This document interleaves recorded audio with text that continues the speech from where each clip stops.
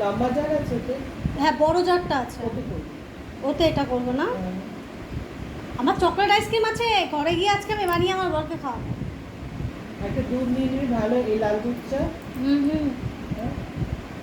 নিয়ে গেলাম যেটা, ওটা তো রয়েছে আমার কাছে। আচ্ছা, বাস ওর সাথে চকলেট আইসক্রিম দিবি, দিয়ে লাসি দই দিয়ে করবি না, আইসক্রিম মানে আইসক্রিমও না দিয়ে দিবি দই আর না, চকলেট আইসক্রিম তো খাওয়াই হচ্ছে না ম্যাম, এটাও ইয়ে হয়ে যাবে, ডিপ ফ্রিজেই রাখা আছে, তো এটা বানিয়ে খেয়ে নেবো। তো কী হবে, ওর আইসক্রিমটাও খাওয়া হয়ে যাবে, বেস্ট হবে না?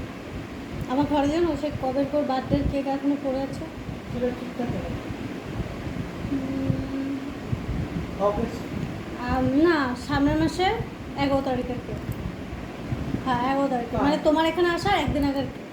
কার জন্মদিন? ওই আমার বান্ধবীর মেয়েটার জন্মদিনের কেকটা এখনো পড়ে আছে। ওই যে উপরে এগুলো থাকে না, ওগুলো গলে গলে যাবে। কোন কেকটা করেছিল আমি ভুলে গেছি।